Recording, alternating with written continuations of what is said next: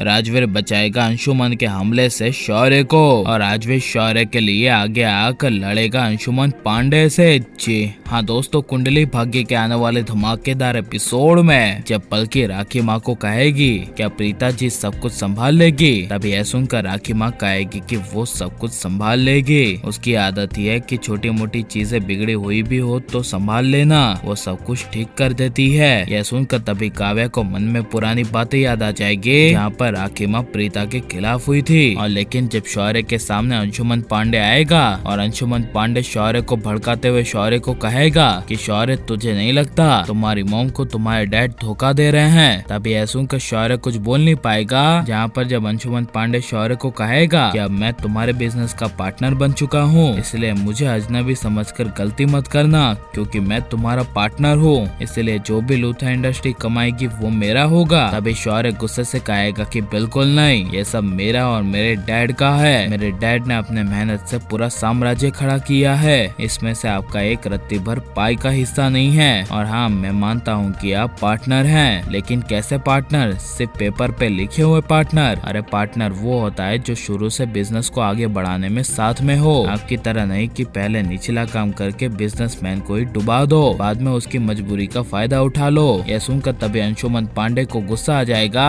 और अंशुमन पांडे तभी पीछे रखा हुआ टेबल पर वास उठा लेगा और शौर्य को मारने की कोशिश करेगा। जहाँ पर जब अंशुमन पांडे शौर्य को मारने की कोशिश करेगा तभी बीच में राजवीर आ जाएगा और राजवीर अंशुमन पांडे का हाथ पकड़ लेगा और राजवीर गुस्से से अंशुमन पांडे को कहेगा कि अंशुमन पांडे जी वास रख दीजिए, मैंने कहा अपने हाथों से जो वास उठाए हैं मारने के लिए उसे रख दीजिए, वरना ऐसा ना हो कि इस वास से मैं ही आपको मार दूं, इसलिए सोच लीजिए और वास को पीछे ही रख दीजिए। यह सुनकर तभी अंशुमन पांडे को काफी बड़ा शौक लगेगा और शौर्य राजवीर को अपने आप को बचाते हुए देखता रहेगा। जहाँ पर जब अंशुमन पांडे वास रख कर राजवीर को कहेगा कि मैं तुझे छोड़ूंगा नहीं राजवीर, तुम दोनों को नहीं छोड़ूंगा, अब मैं तुम दोनों की ऐसी हालत करूंगा कि तुम्हारी फैमिली के साथ साथ तुम दोनों भीख मांगते रह जाओगे। और अपने मन में ही आज के दिन की तुम दोनों को इस गलती का एहसास होगा कि अंशुमन पांडे से पंगा लेकर हम दोनों ने कितनी बड़ी गलती कर दी है,